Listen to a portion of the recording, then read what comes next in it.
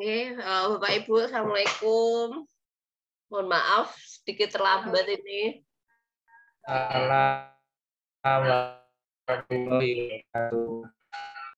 Sepertinya sinyal di Kelandungan 2 kurang baik kok. Saya dengarnya putus-putus nggih suaranya Pak Robert tadi. Bapak Ibu bisa mendengarkan suara saya dengan jelas mboten? Bisa jelas, Bu. Oh nggih, alhamdulillah. Nggih sampun, kita mulai nggih. Assalamualaikum warahmatullahi wabarakatuh. Sugeng enjang Bapak Ibu. Alhamdulillah senang sekali saya dapat berjumpa kembali dengan Bapak Ibu semua. Kalau saya tidak keliru, ini adalah sesi IHT terakhir bersama SD Negeri Kelandungan 2, Kabupaten Sragen. Hari ini kita akan mempelajari, mendiskusikan, dan berbagi terkait dengan perencanaan berbasis data dan platform teknologi pendidikan. Bagaimana kabarnya Bapak Ibu semuanya, sehat? Alhamdulillah sehat. Oke, Bapak Ibu, jangan lupa di sela-sela kepadatan PPDB atau penyiapan tahun ajaran baru tetap menyeimbangkan diri dengan hobi dan juga kesenangan Bapak Ibu supaya tetap semangat dan bahagia. Belum bisa healing, Bu. Belum bisa ini. Bisa-bisain di linknya ya. Kalau nanti saya juga penasaran kalau di Sragen itu di linknya. Baik, Bapak Ibu, dulu itu saya pernah membagikan link komplit kepada admin kelas dan juga di WA grup kepala sekolah. Nah, tapi beberapa hari terakhir link tersebut itu saya tutup karena banyak akses yang ya saya khawatirnya nanti kalau di luar peserta PKP malah jadi tidak nyambung, dan di situ kan ada link tugasnya Bapak Ibu yang peserta PKP dan itu kan berupa data. Jadi ya saya tutup kembali linknya gitu. Nah, apabila Bapak Ibu memerlukan, mohon nanti salah satu dari Bu Eko, Bu Enita, atau Pak Robert yang barangkali belum mengunduh data-data tersebut bisa request akses. Nanti kalau emailnya saya kenali, saya akan bagikan. Jadi itu pertimbangannya kenapa link yang pernah saya bagikan itu kalau diklik di bagian materi dan tugas PKP itu tidak bisa dibuka seperti itu. Tapi kalau dulu ketika saya buka Bapak Ibu sudah mengunduh, sudah download, berarti tidak ada masalah materinya dan semua tugasnya sudah bisa diperoleh. Baik, itu yang ingin saya sampaikan terkait dengan infolink karena banyak request di email saya, Bapak Ibu, terkait dengan materi tersebut. Perencanaan berbasis data ini hubungannya dengan standar mutu sekolah atau rapat mutu. Jadi barangkali materinya juga tidak kalah pusing dan banyak daripada materi kurikulum Bapak Ibu. Tapi ini perlu kita kenali supaya ketika Bapak Ibu mempersiapkan asesmen, akreditasi, dan yang lain sebagainya, itu Bapak Ibu setidaknya bisa mengenal dulu raport mutu pendidikan Indonesia itu yang seperti apa, dan pertimbangan-pertimbangan apa saja yang diberikan oleh pemerintah pusat untuk memberikan proses asesmen yang demikian.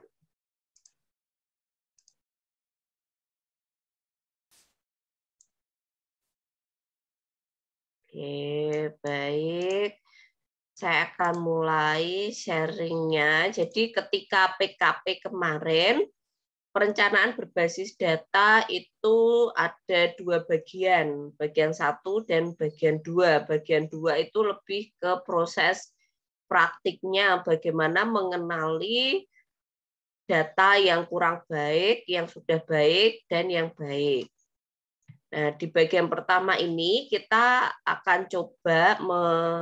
saya akan coba memberikan pengenalan selama kurang lebih 1 JP kepada Bapak Ibu terkait dengan perencanaan berbasis data. Jadi kita akan memahami prinsip, tujuan, metode perencanaan berbasis data, kerangka dan struktur profil pendidikan dan indikator dalam profil pendidikan.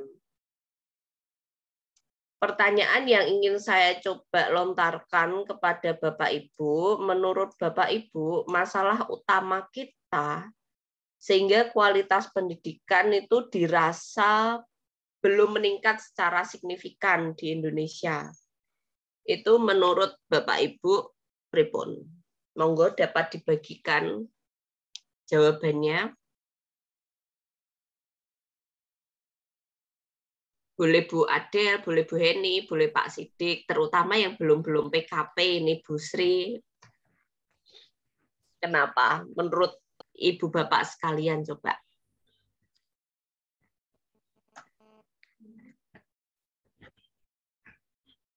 Nggak apa-apa Bu Heni, santai saja. Kalau menurut saya itu kan perkembangan teknologi itu kan juga semakin meningkat. Terus kan ada beberapa instansi pendidikan itu yang belum bisa mengikuti. Jadi itu termasuk salah satu kendala sehingga belum meningkat secara signifikan. Selain itu kan kurikulumnya itu kan sering juga berubah. Jadi ada yang misalnya salah satu di SD itu baru beradaptasi dengan kurikulum yang sebelumnya udah ganti lagi. Oke, baik. Bu Ayu. Terima kasih Bu Heni. Monggo Bu Adel.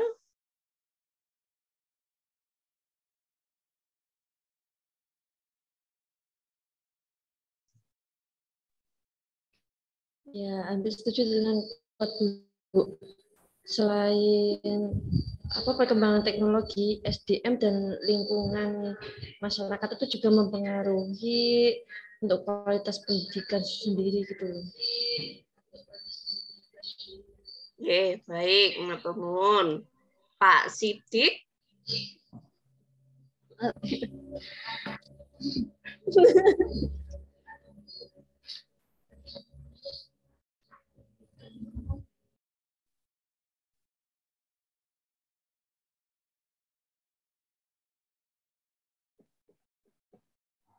Pak Sidik terpental kayaknya. Ada. Atau Bu Sri Mulyani Rien?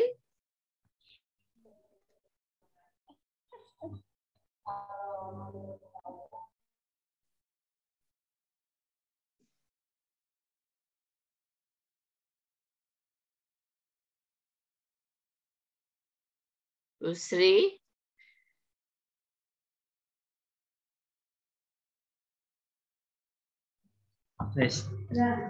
Terima kasih Bu Ayu. Ibu. Kalau menurut saya, letak geografis itu juga mempengaruhi tingkat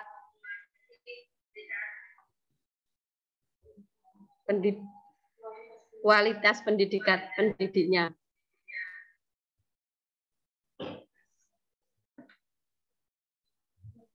Baik. Ada lagi Bu Ayu. Oke, sampun. Matur nuwun Ibu. Pak Sidik, monggo Pak Sidik.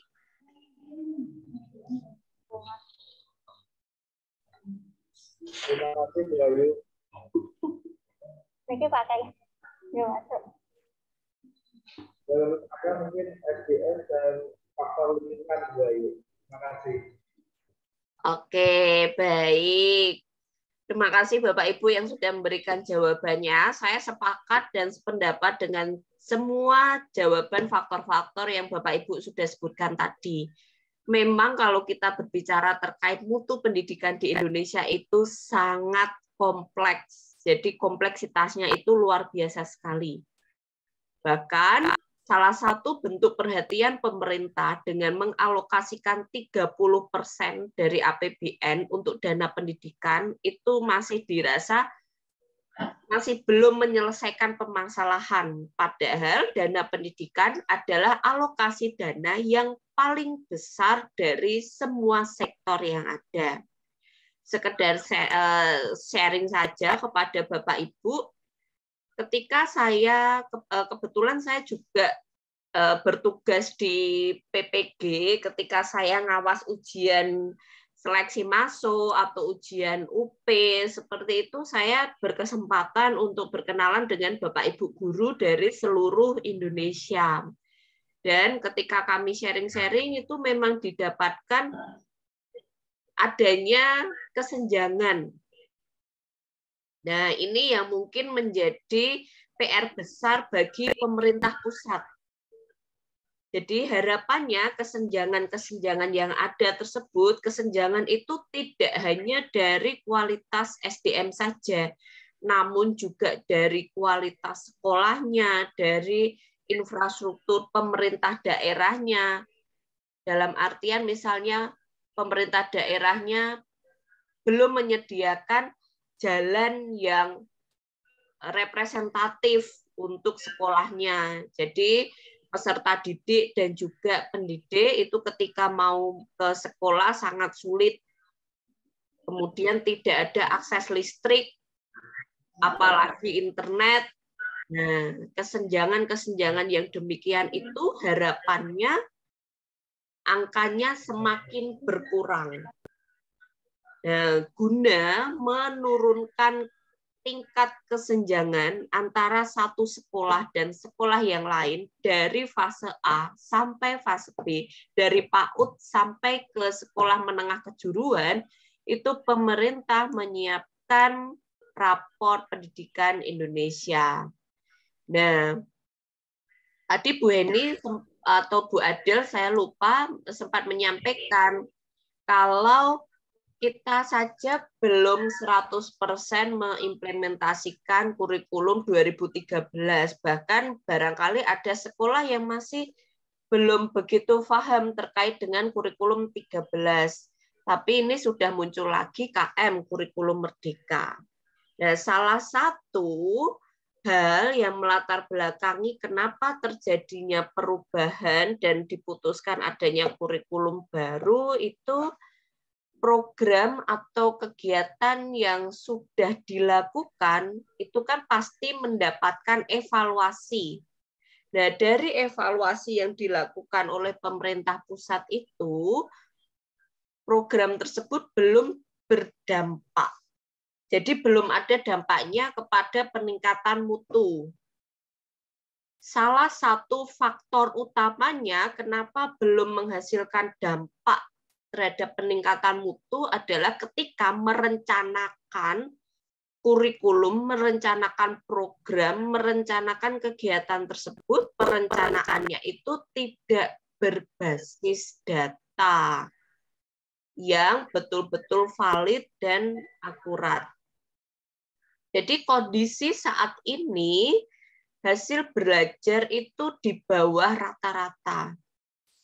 Dan kesenjangan dan adanya kesenjangan antar kelompok dan wilayah yang sangat-sangat dirasakan. Kemudian kondisi yang saat ini diharapkan dapat terjadi peningkatan hasil belajar baik kompetensi kognitif maupun non-kognitif. Untuk mencapai peningkatan hasil belajar ini, kita mengenal adanya atau harus melakukan langkah-langkah step berikut. Jadi dimulai dari menganalisa kondisi atau kinerja saat ini. Kemarin yang sudah itu berdasarkan evaluasi, data atau laporan kondisi kinerja saat ininya itu tidak valid. Nah, kemudian ada step selanjutnya adalah identifikasi masalah. Program yang sebelumnya itu berdasarkan evaluasi, analisisnya tidak sampai ke akar masalah. Nah, baru setelah melakukan identifikasi masalah, melakukan perencanaan. Perencanaan pada program sebelumnya itu perencanaan tidak berdampak pada peningkatan mutu. Kemudian adanya program kegiatan pengadaan. Kegiatan dan pengadaan tidak berdampak pada peningkatan mutu. Selanjutnya yang step terakhir, monitoring dan evaluasi tersebut, dampak dari kegiatan tidak dilakukan evaluasi. Kelima step ini juga baik diterapkan kepada setiap satuan pendidikan untuk meningkatkan mutu satuan pendidikan tersebut. Misalnya SD Kelandungan 2 saat ini adalah terakreditasi B. Nah, tentunya ada kondisi yang diharapkan, yaitu peningkatan ke akreditasi A. Guna menyiapkan proses tersebut dan memperoleh hasil sesuai dengan yang diharapkan, baik bagi Bapak Ibu untuk mengikuti kelima step ini. Jadi Bapak Ibu yang pertama melakukan analisa kondisi kinerja saat ini itu seperti apa. Dan tidak hanya sebatas asumsi, kira-kira, sepertinya, menurut perasaan saya gini, tapi harus berdasarkan data atau laporan yang valid. Kemudian dilanjutkan dengan identifikasi masalah. Di dalam bekerja sehari-hari, berinteraksi sehari-hari, itu Bapak Ibu pasti dapat melakukan identifikasi masalah di SD Kelandungan 2 itu seperti apa. Nah, analisis masalah ini wajib di breakdown, dijabarkan sampai ke akar masalahnya. Kemudian melakukan perencanaan. Perencanaan ini harus memiliki dampak. Dampaknya bisa dirasakan. Kemudian program pengadaan itu wajib berdampak pada peningkatan mutu. Kemudian rutin melakukan monitoring dan evaluasi kinerja secara berkala. Kelima step ini wajib diterapkan kepada Bapak Ibu ketika ingin melakukan peningkatan mutu satuan pendidikan. Bahkan kelima step ini juga dapat dilakukan kepada Bapak Ibu untuk peningkatan kinerja pribadi. Jadi sekolah, pemerintah itu harapannya melalui program sekolah penggerak dan implementasi kurikulum merdeka itu dapat melakukan transformasi. Nah, di sini visi pendidikan Indonesia yang dibawa oleh kurikulum merdeka mewujudkan Indonesia maju yang berdaulat, mandiri, berkepribadian melalui terciptanya pelajar Pancasila. Nah, ini sudah kemarin kita kenalkan di materi kurikulum ya Bapak Ibu, jadi saya skip. Nah, di dalam rapor mutu pendidikan itu ada banyak elemen. Elemen-elemen pendidikan yang berperan penting guna menciptakan masyarakat maju. Antara lain tingginya angka partisipasi siswa dan distribusi kualitas pendidikan yang merata di semua jenjang pendidikan. Tujuan dan goal dari semua jenjang pendidikan sampai yang perguruan tinggi adalah menciptakan masyarakat Indonesia yang maju, yang kompeten, dan sejahtera. Hal ini dapat tercapai jika yang pertama, angka partisipasi siswa itu tinggi. Angka partisipasi ini dapat ditunjukkan dengan kesadaran atau persepsi bahwa pendidikan itu penting.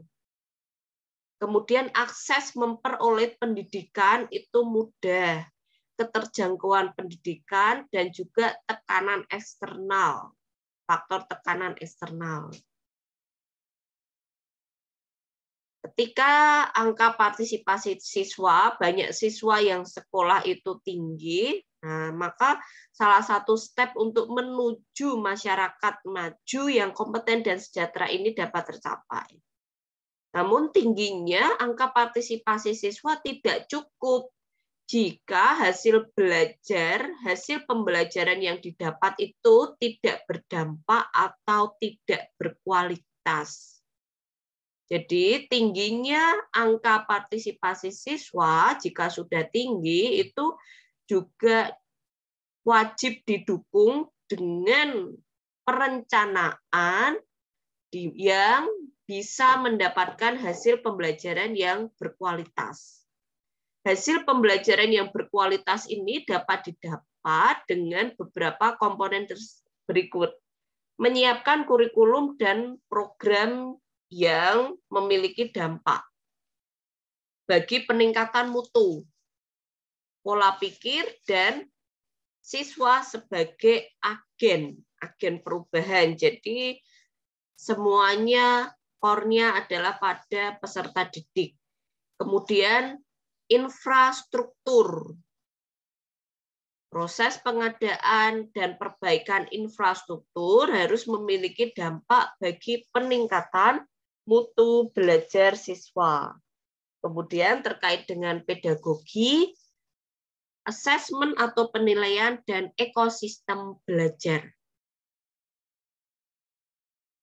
Angka partisipasi siswa sudah tinggi, perencanaan program dan kurikulum sudah dilakukan.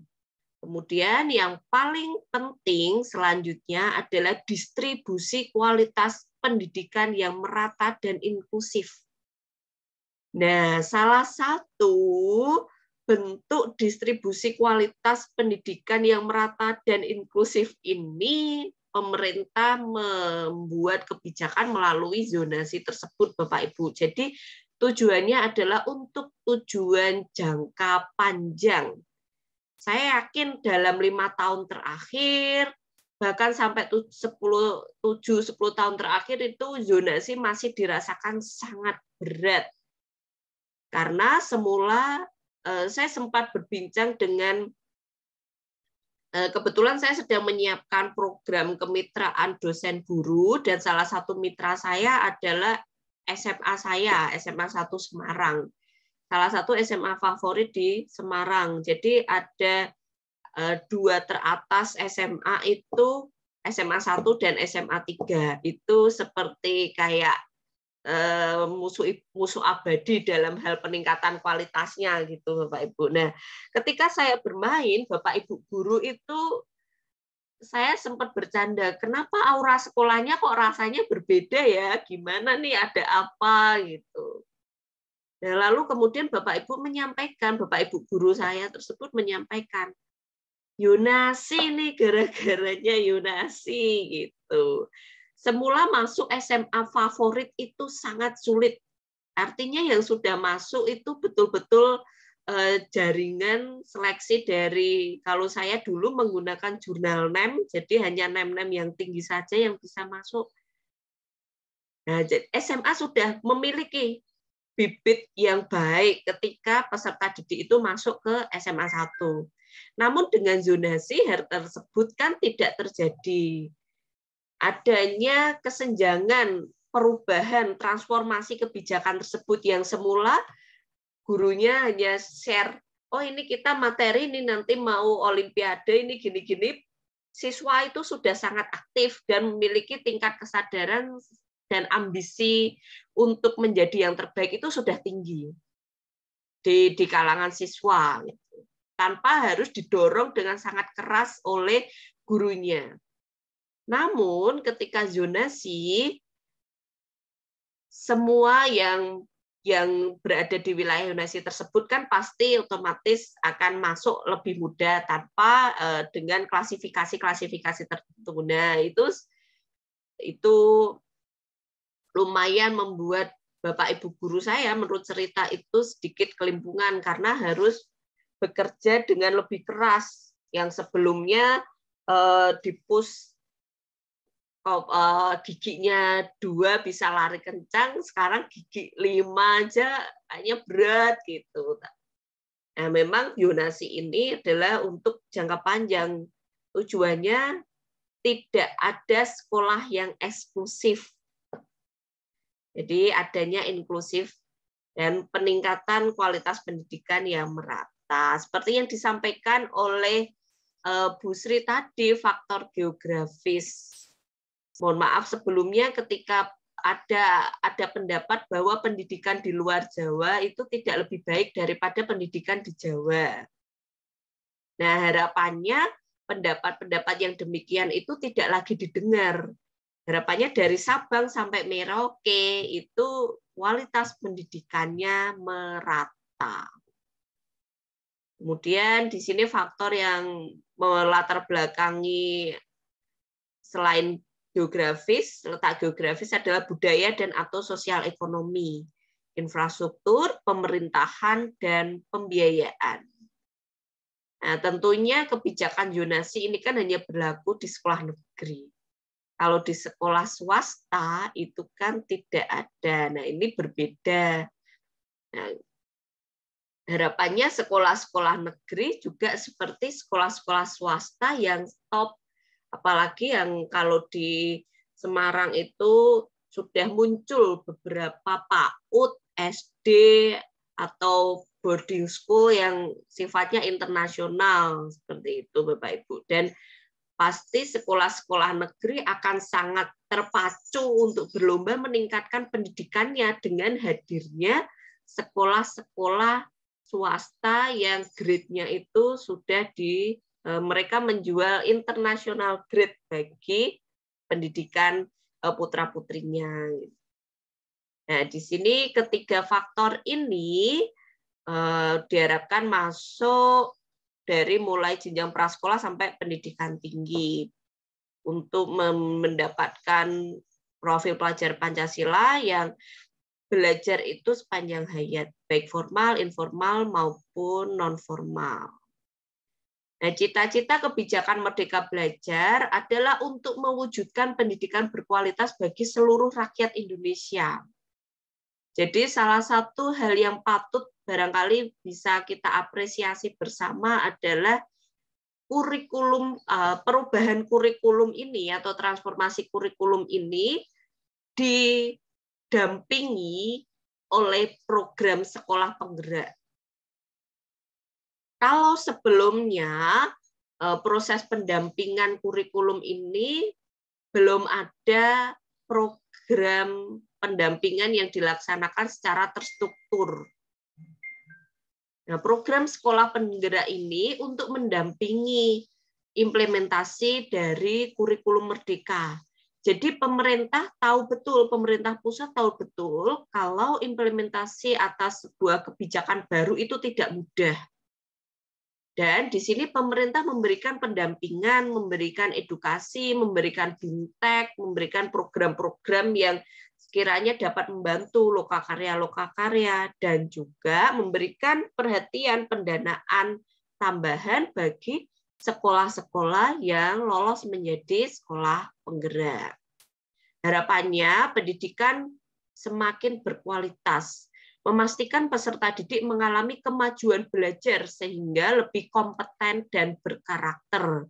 Jadi fokusnya adalah pada pengembangan kompetensi dasar atau minimum yang kita dapat lihat nanti pada capaian pembelajaran, dan juga value-value yang dapat meningkatkan karakter peserta didik melalui program P5.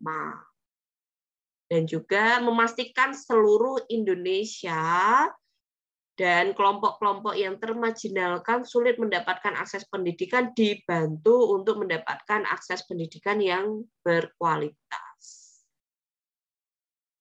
Cita-cita Merdeka Belajar dan peran evaluasi sistem pendidikan, mewujudkan pendidikan yang berkualitas bagi seluruh rakyat Indonesia dapat dicapai salah satunya melalui perbaikan pembelanjaan anggaran yang efektif dan akuntabel. Nah, ini Bapak Ibu skema besar dari Merdeka Belajar.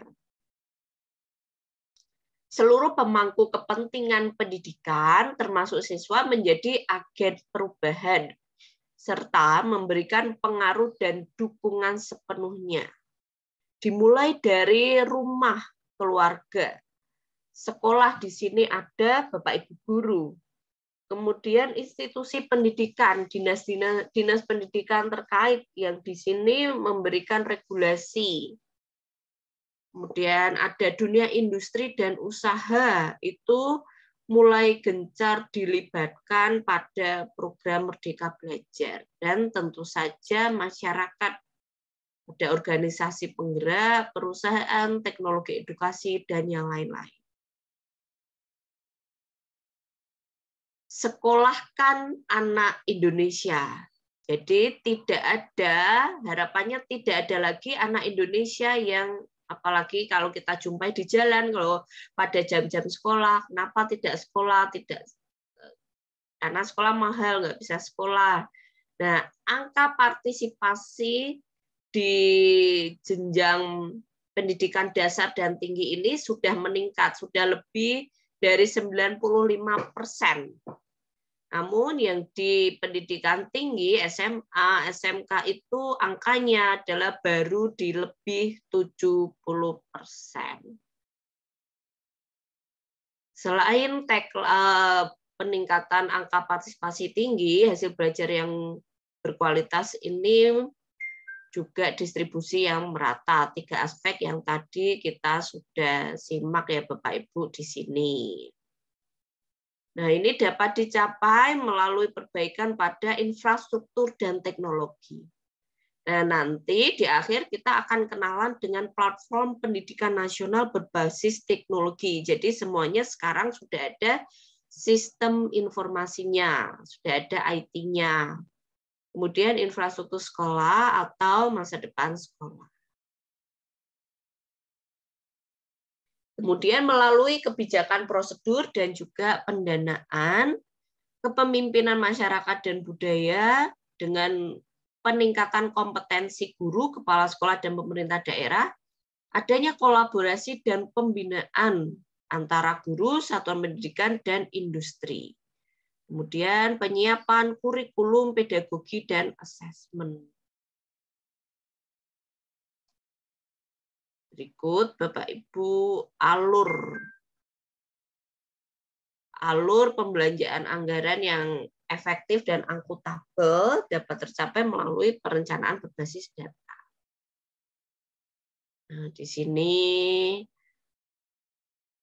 evaluasi internal dulu, refleksi dari satuan pendidikan dan Pemda.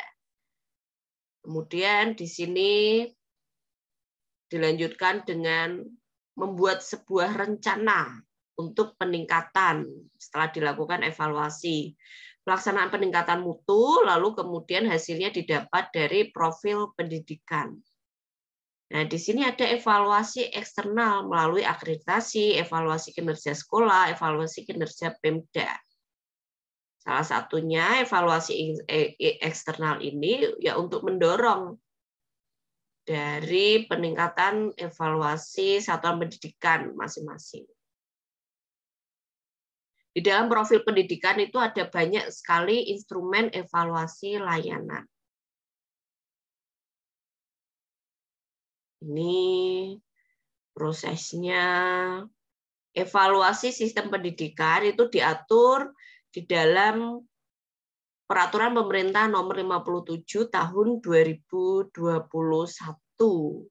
dari mulai jenjang PAUD sampai pendidikan tinggi. Nah, berikut profil dari raport sekolah. Raport mutu pendidikan, raport sekolah yang diunggah ke raport mutu pendidikan ke websitenya. Nanti di akhir kita akan kenalan dengan tampilan websitenya. Harapannya ini nih terjadi perubahan atau transformasi dari yang sebelumnya belajar adalah kewajiban atau tugas, belajar menjadi pengalaman yang menyenangkan karena di dalam kurikulum Merdeka itu ada proyek penguatan yang sini terlepas dari mata kuliah, mata pelajaran dan program intrakurikuler. Jadi lebih fun. Anak itu belajar walaupun lama di sekolah lebih senang, lebih menyenangkan.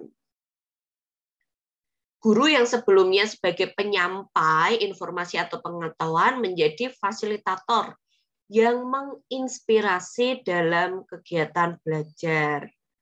Pendekatan yang sebelumnya homogen, satu ukuran untuk semua, menjadi berpusat pada siswa, berbasis pada kebutuhan individu. Kegiatan pembelajaran yang sebelumnya belum optimal memanfaatkan teknologi, menjadi memanfaatkan teknologi. Pemangku kepentingan bekerja dengan sistem sendiri sebelumnya, tapi sekarang ada dan diwajibkan adanya kolaborasi. Jadi sekarang itu ada Balai Besar Guru Penggerak juga, Bapak Ibu. Di dalamnya ada dinas dan juga untuk program sekolah penggerak ini. Program dan ekosistem didorong oleh pemerintah. Nah, sekarang pemangku kepentingan sebagai agen perubahan. Oke, Bapak Ibu, karena keterbatasan waktu, saya akan skip materinya. Kita akan mulai langsung ke 8 standar nasional pendidikan. Di sini ada yang pertama itu standar kompetensi lulusan, capaian hasil belajar, dan pemerataan pendidikan yang bermutu sebagai output-nya. Kemudian ada 4 standar untuk memenuhi proses. Di sini ada standar isi, proses, penilaian, dan pengelolaan. Ini untuk mutu dan relevansi pembelajaran. Kemudian dilanjutkan dengan inputnya, standar dari guru dan tenaga kependidikan, standar pembiayaan, dan standar sarpras, kompetensi dan kinerja guru serta tenaga kependidikan, pengelolaan sekolah yang partisipatif, transparan, dan akuntabel. Nah, raport mutu pendidikan itu ada 5 dimensi. Dimensi A itu terkait dengan mutu dan relevansi hasil belajar murid. Dimensi B terkait dengan pemerataan pendidikan yang bermutu. Dimensi C kompetensi dan kinerja guru tenaga kependidikan. Dimensi D mutu dan relevansi pembelajaran. Dimensi E itu pengelolaan sekolah yang partisipatif, transparan, dan akuntabel. Di sini sudah di breakdown indikator-indikator layanannya dari dimensi A dan dimensi C. Kalau Bapak Ibu bisa mengunduh, sudah bisa mengunduh dan mendapatkan hasil raport mutu dari sekolah Bapak Ibu. Nah, di sini ada penjabaran nanti dimensi A nilainya berapa, warnanya itu apa. Nah, dimensi tersebut, kelima dimensi, ini di breakdown dalam indikator level 1. Dijabarkan lagi, diturunkan lagi ke dalam indikator level 2 dan indikator level 3. Nah, ini saya langsung coba skip saja Bapak Ibu, saya pengen tunjukkan di sini nanti. Bentar. Jadi dimensi-dimensi tersebut tidak perlu dihafalkan ya Bapak Ibu. Indikator level 1 sampai level 3 juga nanti Bapak Ibu bisa lihat. Nah, ini website dari rapor pendidikan.kemdikbud.go.id. Jadi Bapak Ibu bisa mengakses ini, hanya saja kalau terkait unduhan data sepertinya hanya admin dari dinas. Nah, di sini nanti ada nih kemampuan literasi, itu hasil sekolahnya bagaimana, indikator levelnya. Ini indikator level 1, kemampuan literasi. Terus sudah baik. Sekolah setaranya itu 2.0 rata-ratanya di daerah Sragen. Kemudian sekolah SD Kelandungan 2 itu 2.3, artinya sudah baik. label berbeda untuk tiap indikator, disesuaikan dengan karakteristiknya. Standar setting terdiri dari 3 tingkat. Hijau itu baik, kuning itu cukup, dan merah itu kurang. Jadi warnanya nanti data-data angkanya itu ada merah, kuning, dan juga hijau. Kalau kita berbicara pada yang sudah baik dan yang belum baik, itu indikator kuning itu sebenarnya masuk dalam belum baik, karena baru cukup. Namun apabila peningkatan levelnya dimulai dari fokus pada indikator yang merah, yang betul-betul kurang, itu tidak apa-apa. Nah, di sini contohnya untuk SMA Taruna Nusantara Magelang. Di sini kemampuan literasinya itu kuning, artinya cukup. Nah, numerasinya itu merah, masih kurang. Dan yang sudah baik itu indeks karakternya.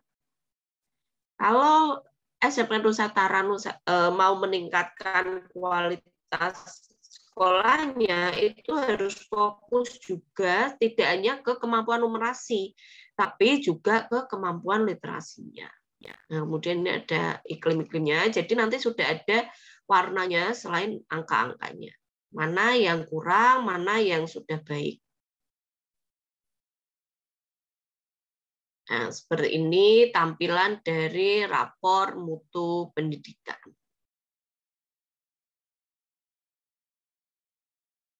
Warna hijau sudah baik, kemudian kuning itu cukup, dan merah itu kurang. Nanti di sini ada format hasil unduhan raport. Tabelnya baik, data, nilai sekolahnya itu sangat lengkap. Kemudian setelah mengetahui data-data tersebut, dilakukan identifikasi permasalahan. Nah, permasalahan perencanaan di satuan pendidikan meliputi fokus pada 4 hal ini. SDM, data, anggaran, dan kebijakan. SDM-nya kurang memahami indikator dalam laporan mutu. Sehingga ketika walaupun sudah mengunduh, nggak tahu nih, oh ini rapor mutuku tuh kita harus apain, harus dibagaimanakan. Nah, rapor mutu tersebut ya harus dipahami, dibaca, kemudian untuk ditingkatkan sebagai evaluasi. Kurang kompeten menganalisa akar masalahnya. Solusi perbaikan hanya sebagian, parsial.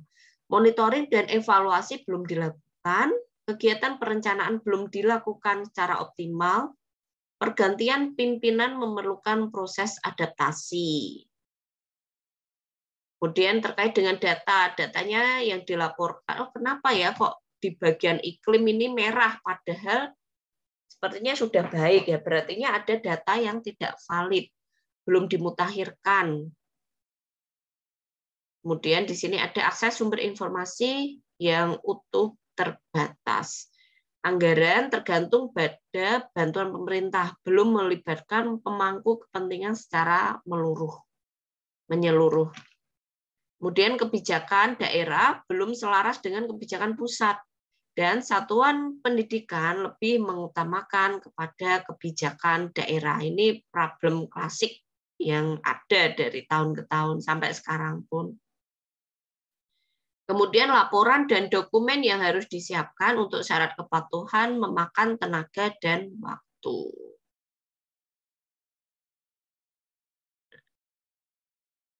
Permasalahan-permasalahan tersebut, perencanaan berbasis data itu solusinya. Jadi misalnya terkait dengan SDM. SDM sekolah dilatih dan didampingi dalam melaksanakan perencanaan. Profil pendidikan sebagai single source of truth. Artinya profil pendidikan ini digunakan sebagai satu-satunya sumber kebenaran, jadi harus dibuat sebaik-baiknya. sekolah dijelaskan tujuan berbagai kebijakan di pusat. Nah, ini perencanaan berbasis data dimulai dari laporan potret mutu pendidikan. Laporan tersebut digunakan untuk bahan refleksi diri. Selanjutnya digunakan untuk perencanaan mengelola program perbaikan dan pelaksanaannya. Nah, ini Bapak Ibu, perencanaan di satuan pendidikan merupakan suatu siklus yang menghubungkan antara analisis akar masalah dengan pelaksanaan program penyelesaiannya. Saya paham pasti Bapak Ibu sudah melaksanakan ini semua, nggih, karena sistem itu kan otomatis kalau belum selesai di sistem yang pertama tidak bisa ke langkah yang kedua atau sistem berikutnya. Siklus perencanaan dimulai dari menganalisis data, langkah 1 ini. Menganalisis data hasil dari profil pendidikan itu dianalisis. Kemudian langkah berikutnya menganalisis akar masalahnya apa dengan fokus pada warna merah. Kalau ternyata warna merahnya alhamdulillah hanya 2, kuningnya 1. Ya menurut saya analisis permasalahannya adalah pada warna merah dan kuning. Nah, kemudian dilakukan program kerja, membuat perencanaan jangka menengah. Ada input ke RKS, input ke RKAS, anggaran sekolah, dan pelaksanaannya ini. Nah, di sini analisis untuk memahami. Jadi untuk menetapkan sebuah masalah itu harus bisa membaca profil rapor pendidikan dari sebuah sekolah tersebut. Kemudian dianalisa hal yang sudah baik itu apa saja, hal yang belum baik apa saja berdasarkan hasil dari rapor tersebut. Nah, kemudian diidentifikasi masalahnya. Literasi yang belum baik yang warna merah itu berarti masalahnya literasi digital guru atau siswa itu rendah. Nah, kemudian didapatkan nih akar masalah dari warna merah tersebut yang ada di rapor. Ternyata akar masalahnya itu hanya memiliki 5 komputer, tidak ada koneksi internet, tidak pernah ada penguatan kapasitas TIK guru. Hanya 65% dari 100%, artinya angka yang sangat tinggi, guru itu gagap TIK.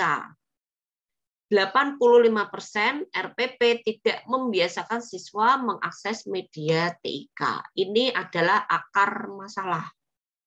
Jadi tidak hanya sampai pada melakukan identifikasi masalah yang ada di warna merah, tapi ke akar masalahnya. Nah, ini menyusun program kerja untuk peningkatan mutu dan dokumen perencanaan. Adanya solusinya apa untuk akar masalah tersebut? Bangun komitmen bersama. Kemudian tuangkan komitmen dalam dukungan perencanaan sekolah. Kalau tanpa mengurangi rasa hormat, barangkali karena di sekolah, apalagi di pendidikan dasar itu kan, misalnya di Kelandungan 2, hanya 6 guru ya. Nah, di sini saya rasa ketika membangun komitmen bersama itu ya wajib kompak, wajib berkomit semuanya.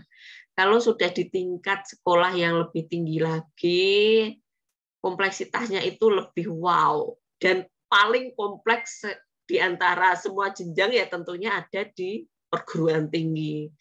Itu luar biasa sekali Bapak Ibu. Nah, di sini contoh penyusunan program kerja setelah melihat hasil rapor tadi, warna merahnya itu apa saja yang belum baik. Nah, ini diidentifikasi akar masalah. Nah, kemudian ada rekomendasi solusi berdasarkan akar masalah tadi. 65% guru gagap TIK, dibuatkan diklat TIK. 85% RPP tidak membiasakan siswa mengakses media TIK. Penyempurnaan RPP, modifikasi pembelajaran berbasis TIK atau nanti di dalam modul ajarnya. Hanya 5 komputer menjadi ke penyediaan komputer. Tidak ada koneksi internet menjadi langganan akses internet. Tidak pernah ada penguatan kapasitas TIK guru menjadi ada. Jadi solusi itu menjadi komitmen sekolah yang dicantumkan dalam dokumen perencanaan. Ya, ini semua pasti terkait dengan budgeting atau penganggaran. Nah, ini proses-prosesnya dengan cara menjadwalkan, gunakan berbagai pendekatan peningkatan mutu, libatkan seluruh pemangku kepentingan. Nah, ini refleksi singkat. Oke. Dan di sini ada, nah nanti bentuknya kayak gini nih Bapak Ibu, warna-warnanya. Nah, terus ini. Oh, ini tidak ada yang merah nih. Artinya fokusnya ada pada yang kuning. Yang paling bawah angkanya. Yaitu kemampuan numerasi dan karakter. Contoh saja ini. Nanti diidentifikasi hal yang sudah baik itu yang warnanya hijau. Ditulis saja, tinggal ditulis apa yang ada di rapor tersebut. Yang belum baik itu yang warnanya merah. Nah, ini beberapa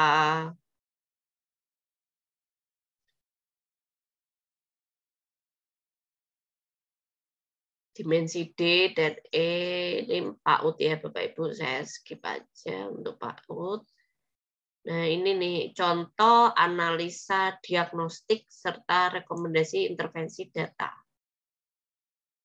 Halaman 1. Ini seperti ini hasilnya nanti. Oke.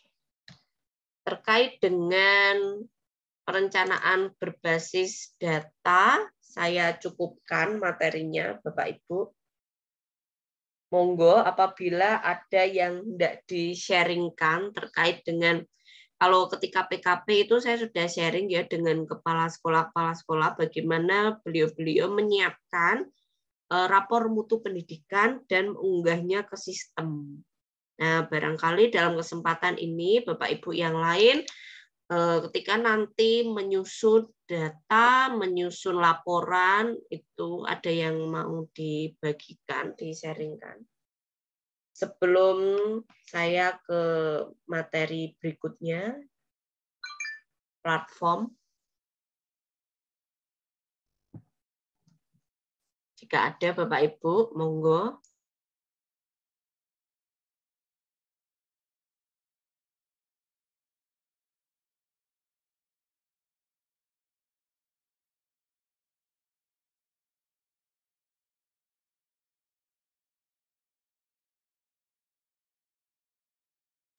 Oke, cukup ya Bapak Ibu. Memang kalau bicara standar mutu itu lumayan pusing juga. Tapi nggak apa-apa, nanti kalau sudah waktunya pelan-pelan.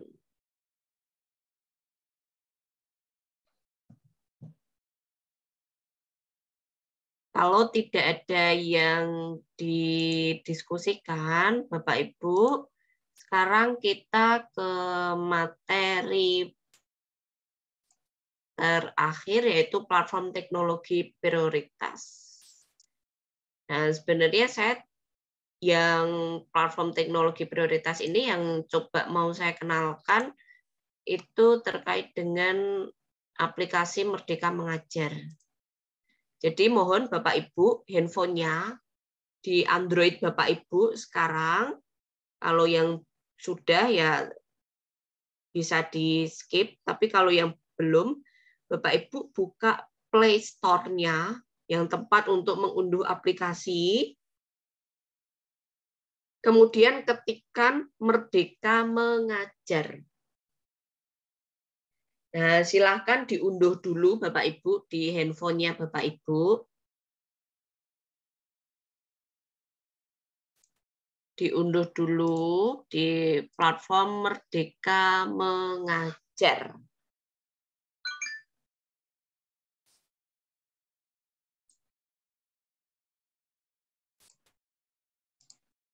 Oke. Ya, kalau sudah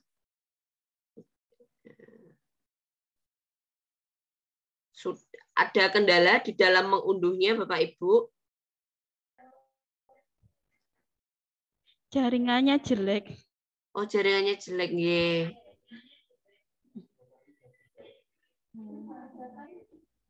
Oke.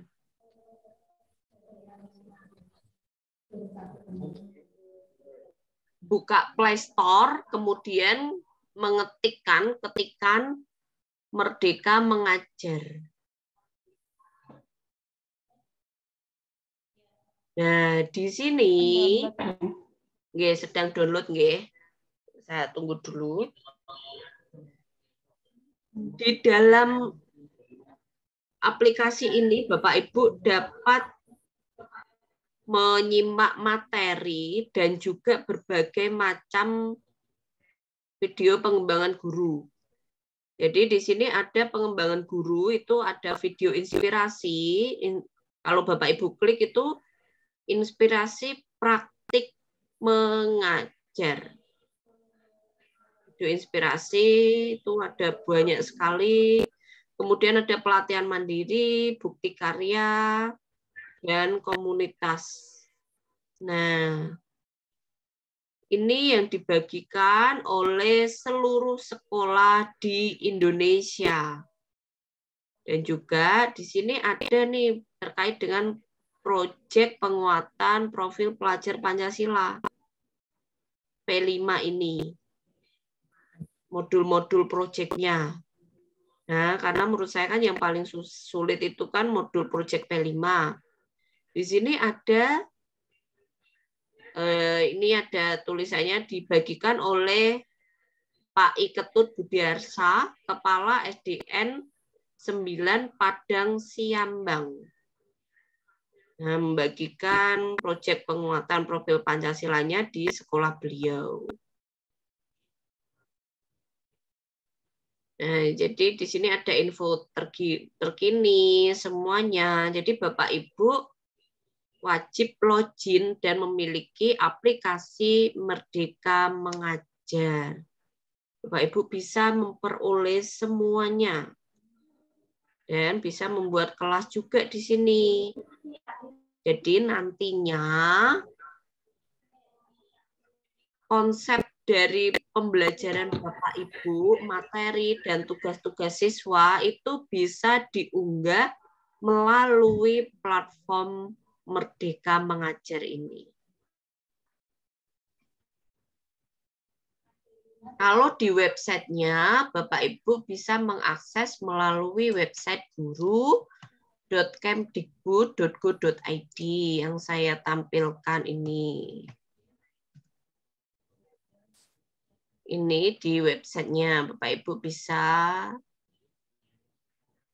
explore. Nah, tapi yang lebih lengkap itu bisa di handphone. Ini hanya untuk Android.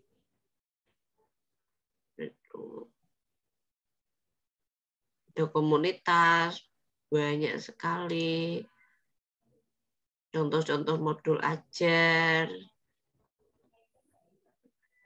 HP larang. Sakti. Modul ajar matematika.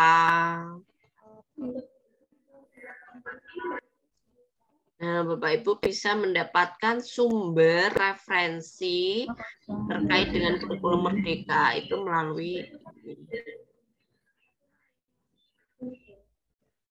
tinggal mau carinya tuh apa, bisa dieksplor. Nah, masuknya melalui akun belajar Bapak Ibu. Nah, ini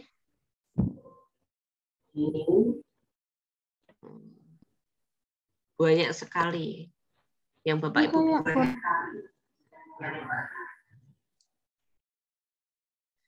Jadi Bapak Ibu wajib ada aplikasi Merdeka Mengajar di handphonenya Bapak Ibu. Nah, ini contohnya bukti karya, ini materi pembelajaran softball, urutan pengerjaan operasi bilangan bulat, peringatan Isra Mi'raj, EDN Ngeronggo 3.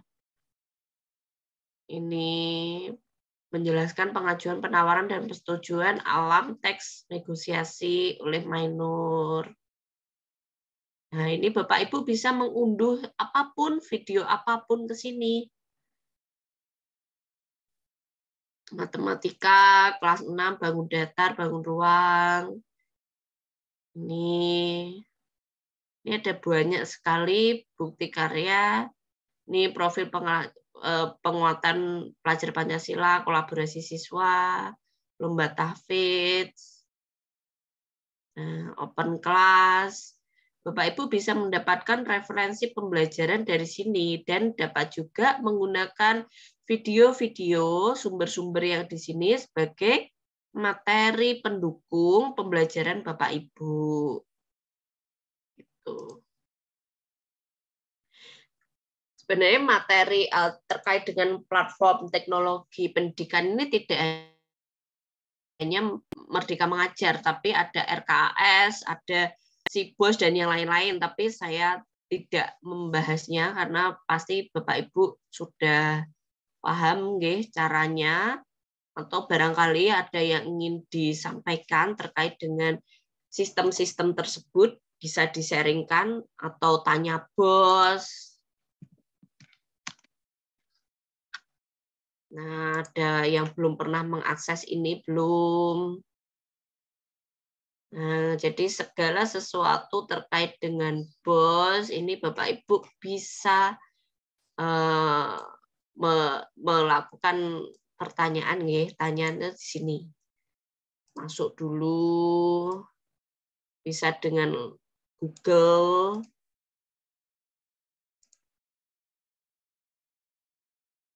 Nah, yang penting login dulu.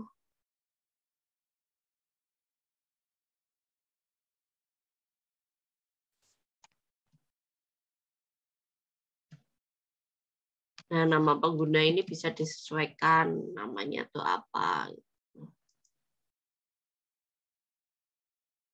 Nah, setelah dapat akunnya, login, nah di sini ada notif nih, mau tanya apa.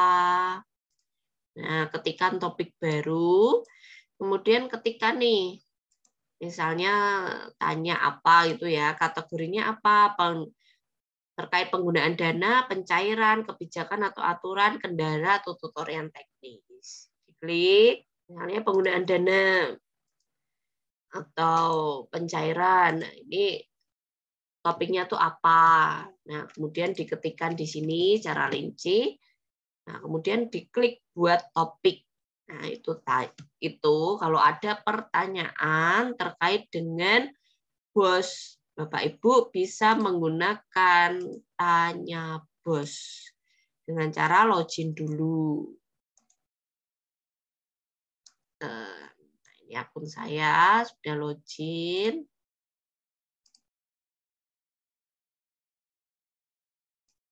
Di sini ada yang tanya nih, apakah semua belanja BOS berbentuk barang dan jasa wajib melalui SIPLA?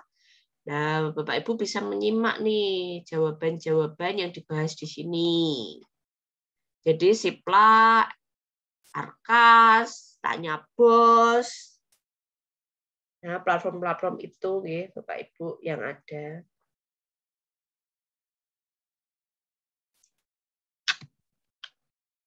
Oke. Sebagai penutup, Bapak Ibu barangkali ada yang tidak didiskusikan, silahkan. Nah, ini SIPLA.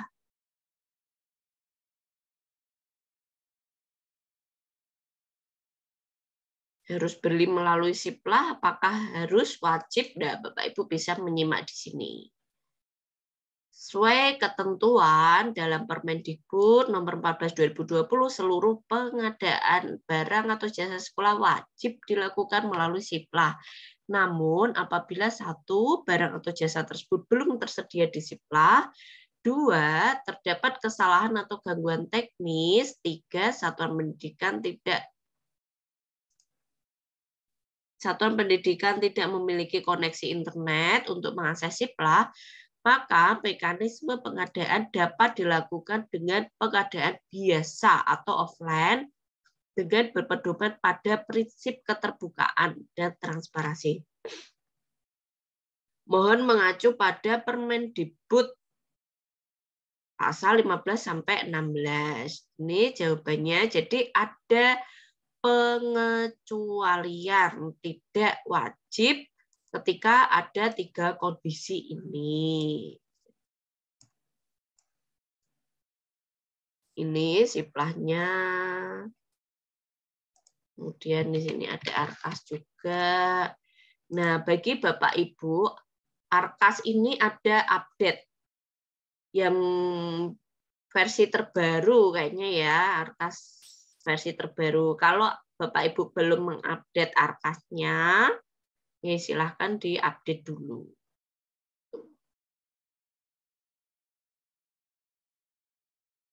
Nah, ini ARKAS, SIPLA, Tanya Bos, Merdeka Mengajar. Ini platform-platform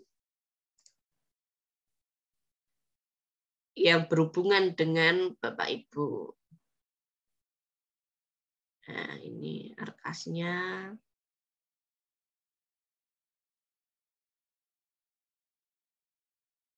Kalau belum diupdate, ARKAS-nya diupdate dulu.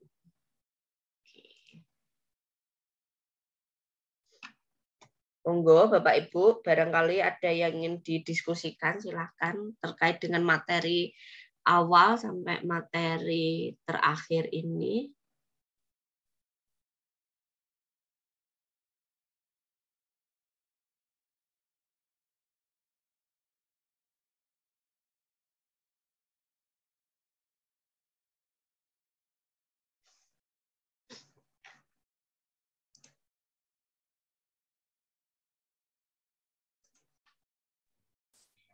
Gede tangkut Bu Ayu.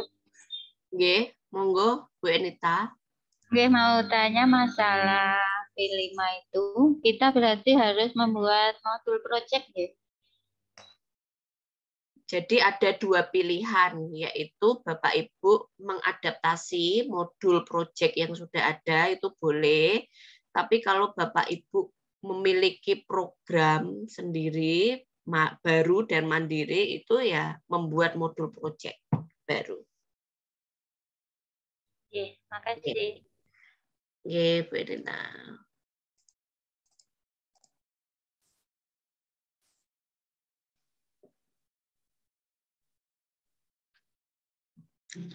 Tanya yang lain bagaimana Mbak Ayu?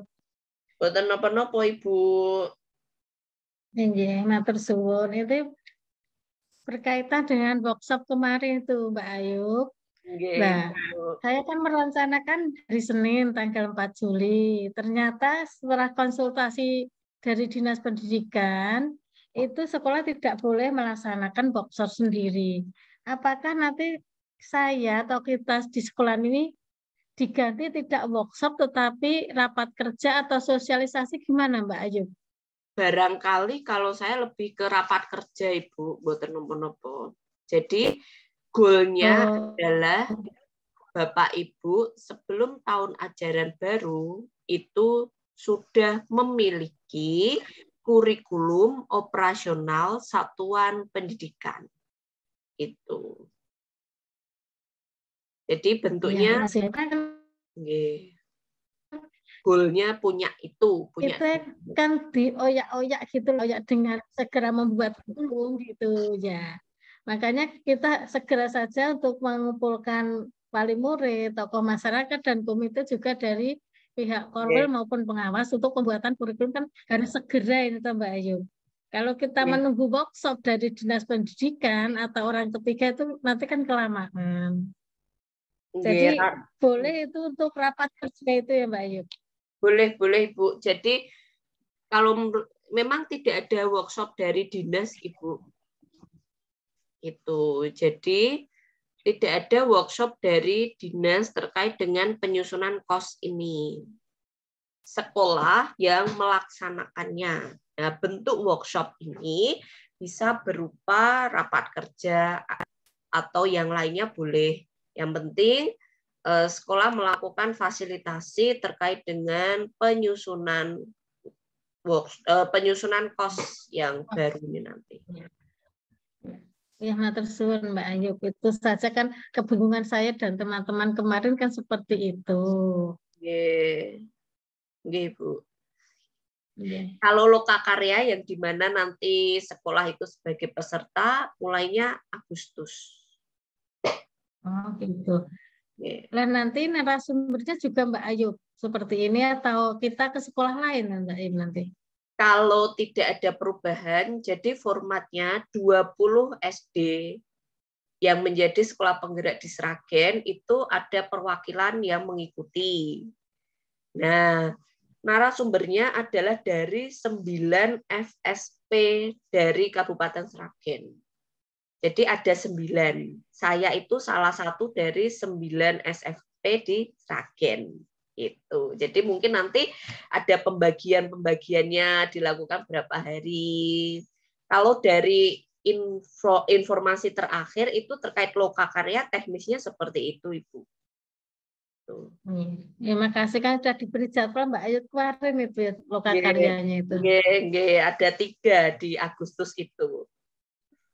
Saya juga menikmati masa-masa istirahat sebentar ini, kayaknya padat banget acaranya. Dan kan Agustus mulai tahun ajaran baru.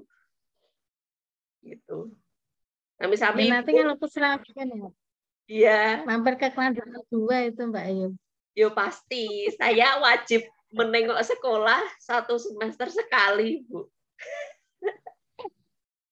Dan di jadwalnya itu kayaknya September apa Oktober gitu. Iya, Mbak Ayu. Saya tunggu di sini sekolahnya Dewan itu loh Mbak Ayu. Ibu saya juga gak sabar pengen ketemu Bapak Ibu semuanya. Ini terus Mbak Ayu. Sampai Ibu. Nah, ini IHT-nya Ibu penutupannya jam berapa nanti? Nanti sekitar jam 2 sampai setengah 3 oleh Ibu pengawas dan Ibu Korul nanti akan ke sini setelah istirahat gitu Mbak Ayu. Yes, semoga lancar. Kemudian, iya. Saya tanya lagi untuk Mbak Ayu. Itu untuk di SIM PKB itu kan ada laporan IHT. Apakah nanti Bapak Ibu guru yang lain yang mengikuti ini selain yang PSP itu juga mengisi di SIM PKB itu Mbak Ayu? Karena sekarang kan dibuka belum bisa. Nggih, sepertinya hanya kepala sekolah nggih, di akunnya kepala sekolah nggih. Kayaknya di akunnya Bapak Ibu mboten wonten. Atau monggo dipersani dulu. Itu akunnya Bapak Ibu guru juga ada diklat PSP gitu itu Mbak Ayu. Oh, ada. Atau enggak coba di share screen. Di share screen saja. Kalau di akun saya itu kan tidak ada kan, akun saya akun instruktur. Coba di share saja. Tampilannya seperti apa di share screen.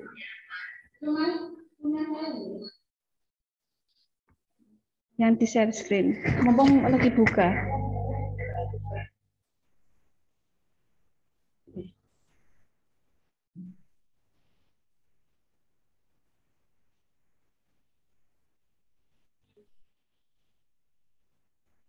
Nah, nggih. Oke, coba diklik diklat PS-nya. Diklat PS.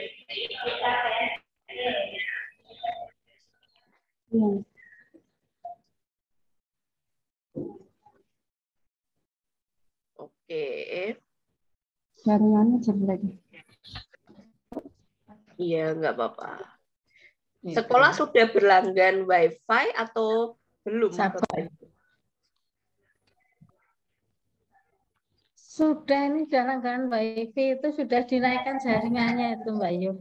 Oh, gini. Kalau di Sragen yang paling bagus atau adanya tuh dari provider mana? Kalau di Semarang kan banyak banget, Bu. Kalau di kota juga bagus itu. Nah, sini kan pinggiran itu Mbak Yu kotanya. Kota pinggiran. Nah, coba diklik diklatku. Nah, nggak ada ya. Nah, memang setahu saya itu Sudah nih, Kok. ya, Sudah ini. ya. Sudah. Memang kalau peserta ya hanya gini aja. Kalau untuk link post-test sama pre-test nanti belum dibuka. Tapi kalau laporan IHT kayaknya di akunnya kepala sekolah. Jadi mungkin dari akunnya Bu Eko itu bisa dibuka.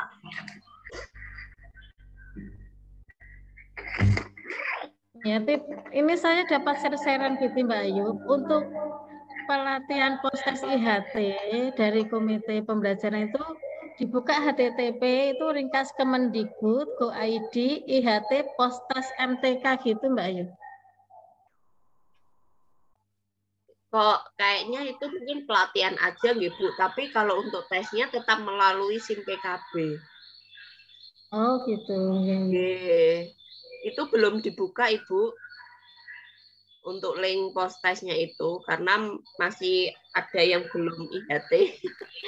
Kayaknya kan sekolahnya Pak Sri juga belum IHT juga. Belum tahu reportnya saya.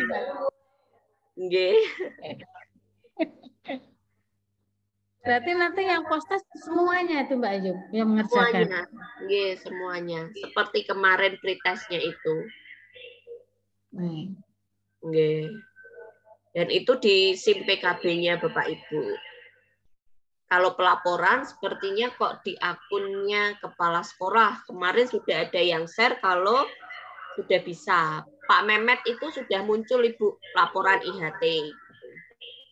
Iya. Ini juga sudah muncul Mbak Ayu, tapi kan belum selesai untuk IHT. Jadi nanti setelah selesai Mama ya, nggak apa-apa Ibu. Jadi adanya fitur laporan IHT itu hanya ada pada akun kepala sekolah.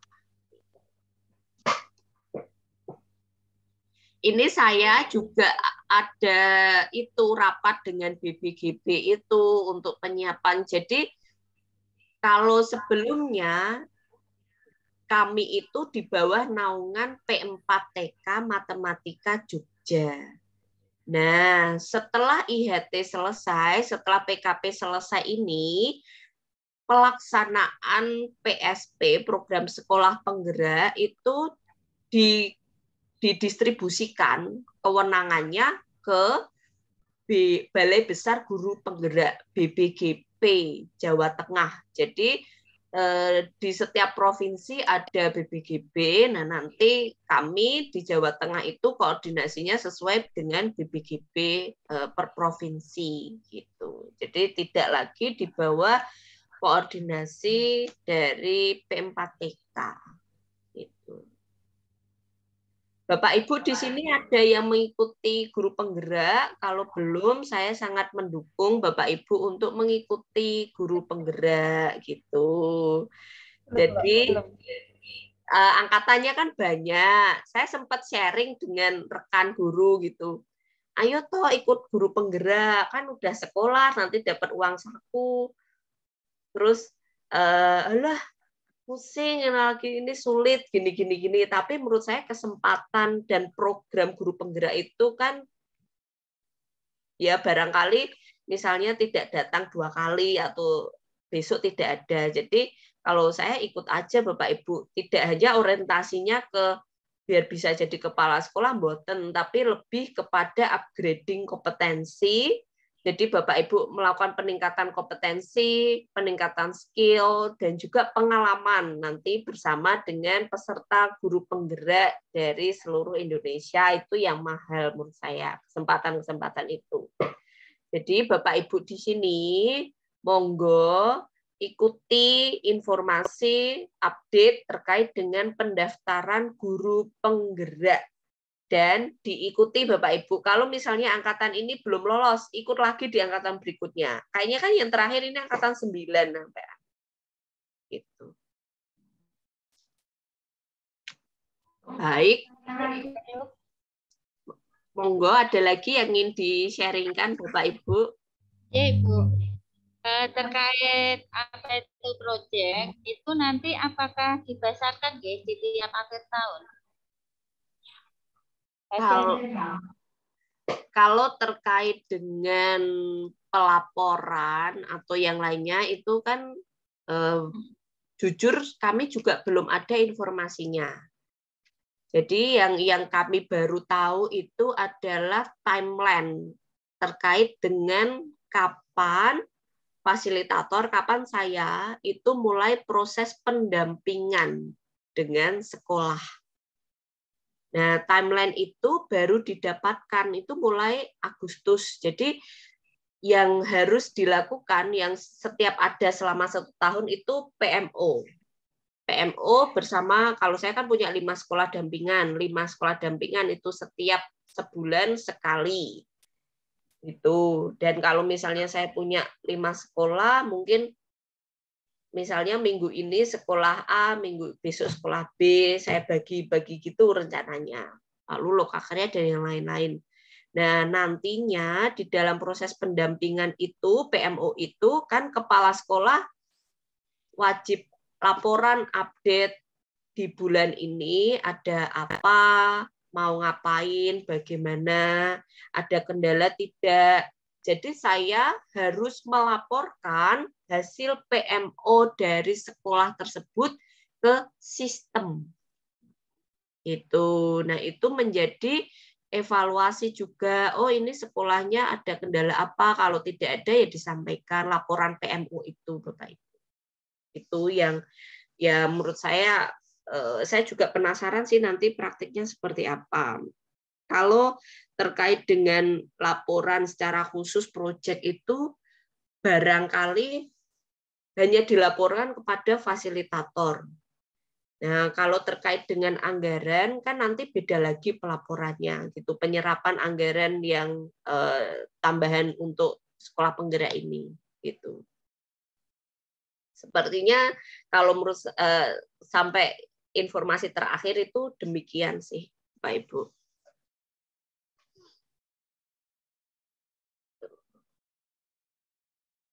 Saya itu terkait IHT yang masih, tapi kan ini tanggung jawab setiap satuan pendidikan, nggih.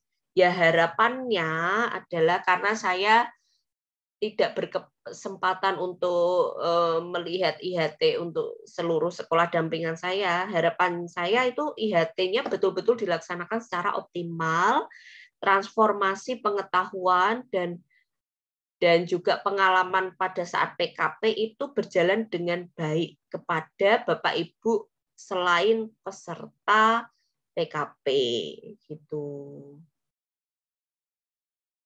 Karena kan nanti di dalam program sekolah penggerak ini banyak kegiatan.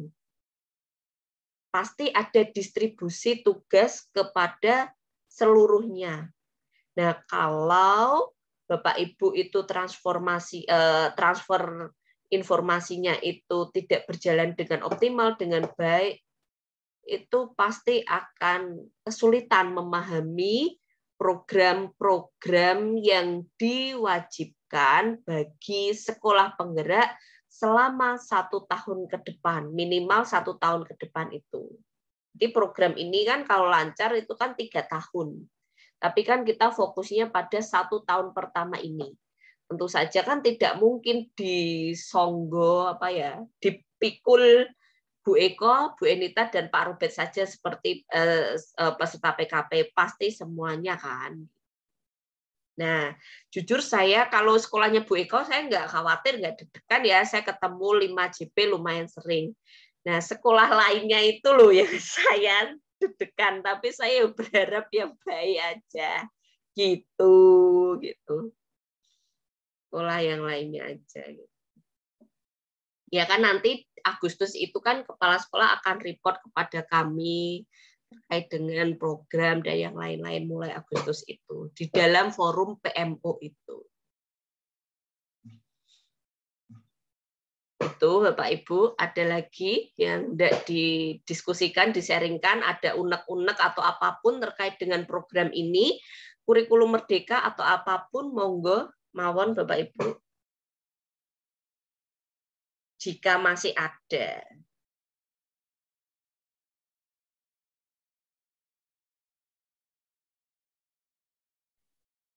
Terima kasih Mbak Ayub. Ini untuk kemarin, untuk Bapak Ibu guru itu kan, itu CP itu kan kalau saya itu pengetahuannya itu KI dan KD itu kan dilebur jadi satu menjadi CP, capaian pembelajaran kan sudah dari pusat. Kemudian CP tadi itu kan dianalisis kemudian menjadi TP. Nah, setelah TP tadi menjadi alur cerita seperti apakah kalau dulu itu alur pembelajarannya ada pembukaan, kemudian ada isi, ada penutup, itu seperti itu kan harus ada kalimat preventif. Nah, bagaimana Bapak Ibu guru nanti untuk membuat modul ajar itu masih kebingungan itu Mbak Ayu untuk modul ajarnya. Matur suwun. Nggih. Jadi sebentar nih.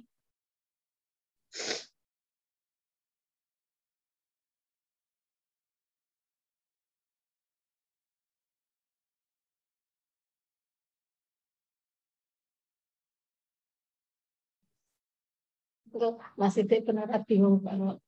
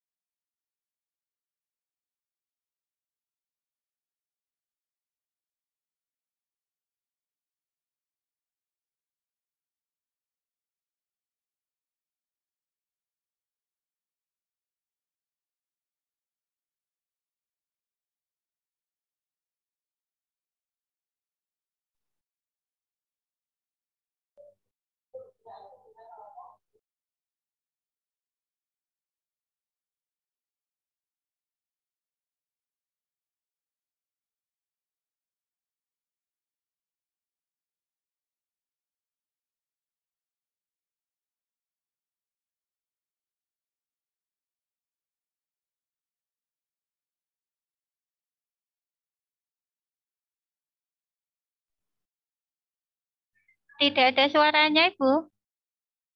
Walah, ya Allah.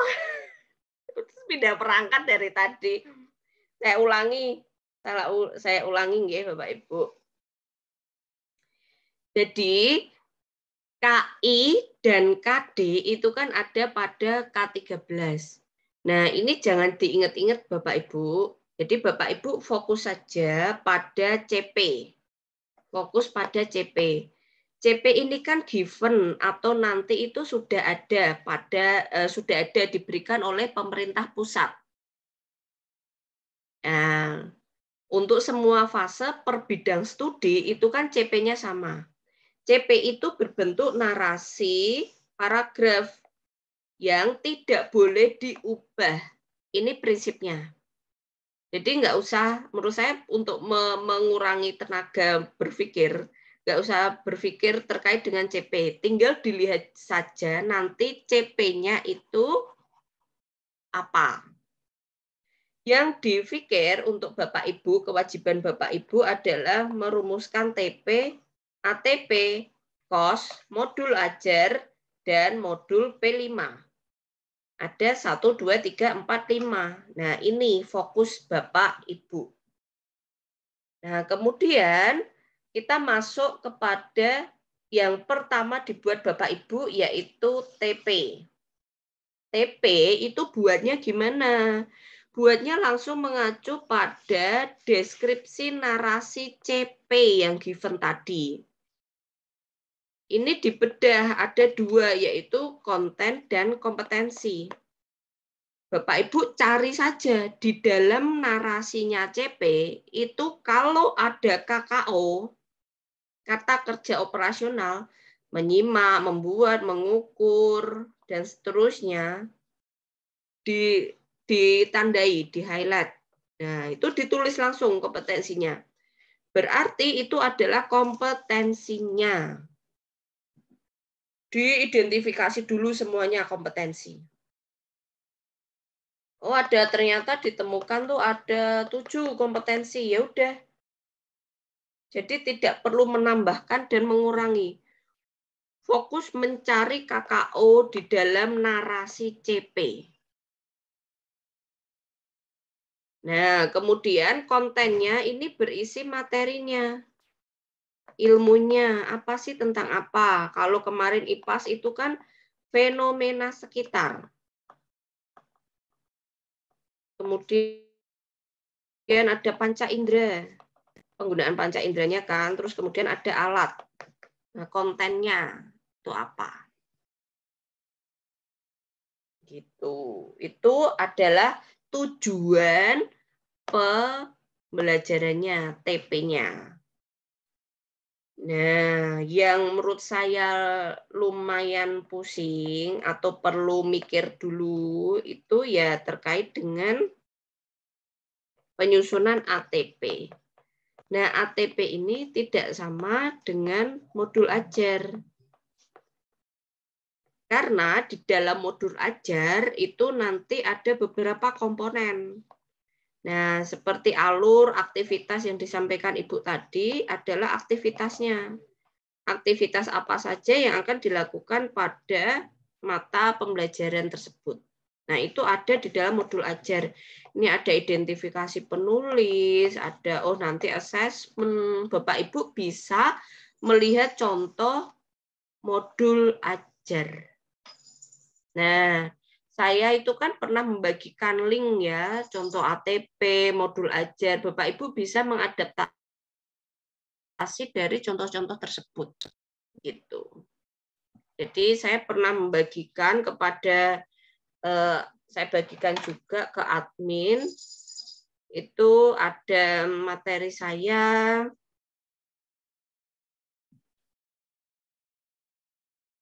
kemudian link kumpulan CP, link kumpulan ATP, link contoh modul ajar, contoh modul P5. Nah, Bapak Ibu bisa explore dari link-link tersebut. Gitu. Nah, ini perlu rapat kerja atau kalau di kampus itu menyebutnya workshop.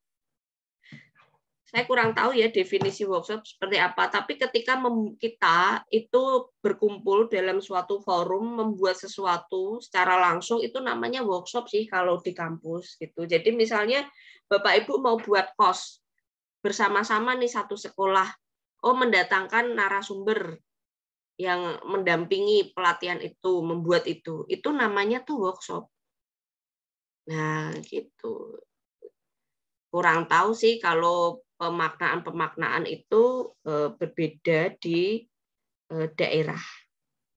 Jadi misalnya sekolah tuh mau buat TP, kos, ATP. Ya berarti di situ ada workshop. Karena kan kita langsung praktik nih. Kita langsung praktik, buat gitu. Videonya belum saya nyalakan. Itu Bapak Ibu.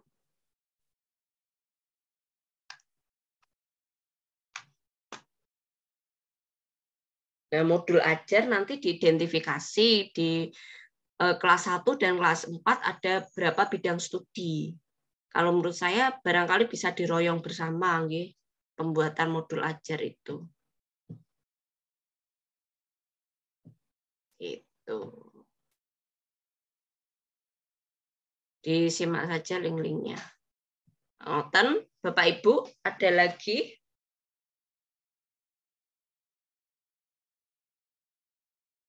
Kalau terkait TP dan ATP itu lebih ke nanti lebih detail, barangkali Bapak Ibu bisa mendalami itu di workshop kos Bu Eko. Itu begini untuk Mbak Yuk, untuk bidang studi itu olahraga dan agama, berarti untuk kelas satunya nanti membuatnya sesuai modul ajar, kurikulum merdeka, kemudian kelas 2, 3, 5, 6 itu kurikulum K13. Berarti membuat 2 pembelajaran, yang satu modul ajar, yang satu K13. Itu tuh Mbak Ayu. Nggih. Gitu. Jadi yang wajib ada modul ajar itu pada kelas untuk implementasi implementasi KM.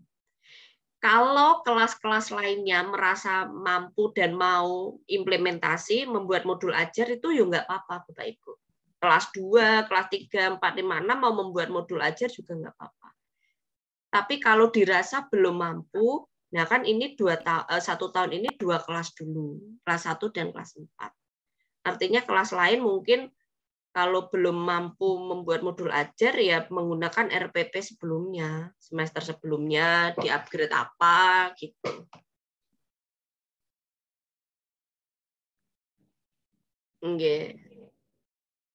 Tapi menurut saya supaya Bapak Ibu bisa mengenali modul ajar, yang membuat modul ajar untuk kelas 1 dan kelas 4 itu tidak hanya guru kelas 1 dan guru kelas 4 gitu. Bisa diroyong ke 6 Bapak Ibu gitu, diroyong bersama-sama supaya Bapak Ibu bisa lebih mengerti modul ajar itu seperti apa.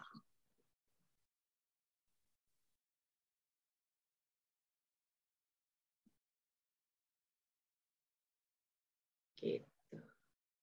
Coba dicek-cek dulu. Jika tidak ada yang ingin disampaikan lagi, Bapak Ibu sampun. Kalau tidak ada, saya izin mengakhiri sesi ini, sesi IHT ini. Sebelum saya tutup, nggih, bantuannya monggo gantian. Kalau kemarin Pak Sidik sudah doa, sekarang Pak Robert.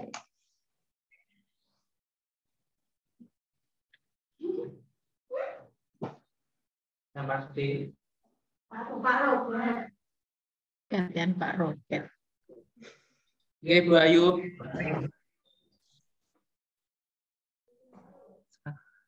Untuk mengakhiri IHT pada pagi menjelang siang ini, berdoa dimulai.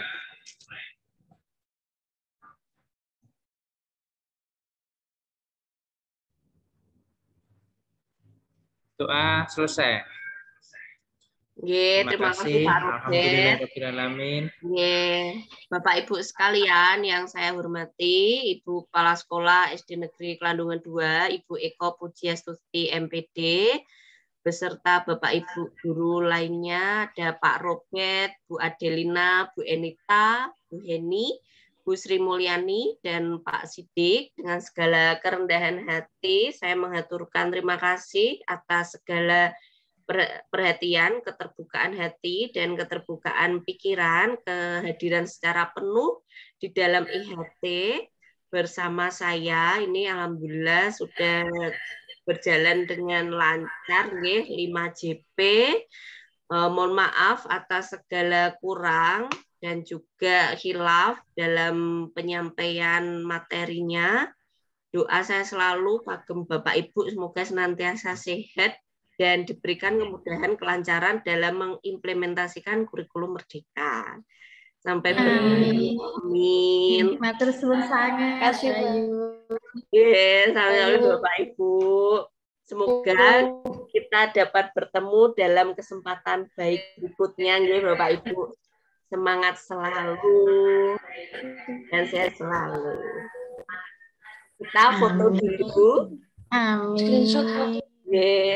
Screenshot yang ini.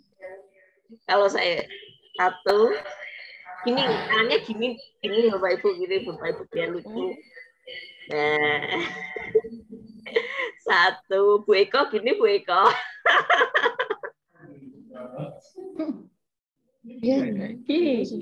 Oke, satu Pak Robert belum. Oke, dan 1, 2, 3. Loh, Pak Robert lihat ke depan, Pak Robert lihat ke depan.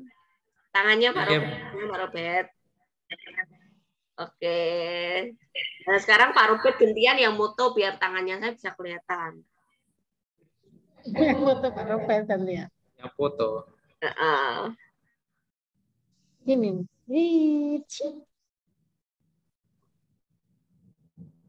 Sudah? Lu yang foto tuh gantian Pak Robert. Ikan moto HP.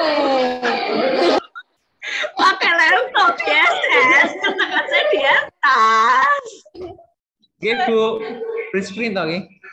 Print screen gantian. Sudah belum? 1, 2, 3. Ya. Oke. Sampun Bapak Ibu.